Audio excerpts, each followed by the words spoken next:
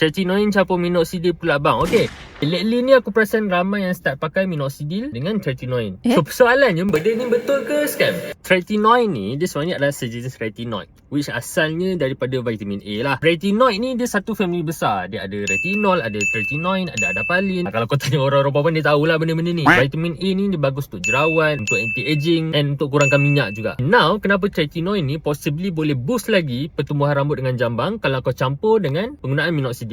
First, dia boleh bantu untuk tingkatkan lagi enzyme activity, which bagus untuk tingkatkan lagi effectiveness of minoxidil. Second, dia boleh bantu untuk tingkatkan lagi skin cell turnover. Bahasa mudahnya, kalau kulit kepala kau tu sehat, bersih, tak ada benda-benda tersumbat, dia bantu lagi lah penyerapan minoxidil tu. Okay, tapi kena hati-hati sikit sebab vitamin A ni in general, ada setengah orang akan dapat irritation sikit, kulit akan jadi kering. And then kau campur pula lagi dengan minoxidil, setengah orang pakai kulit gatal, kering. Memang combo-combo lah kena. Macam biasa, paling terbaik kau jumpalah dulu dengan dermatologist ke, doktor ke, and doktor akan advise lah. Probably instead of tretinoin, doktor maybe akan suggest pakai adapalene ke, sebab adapalene ni dia lagi gentle sikit. Harap membantulah video ni. Kalau ada apa-apa soalan, komen je.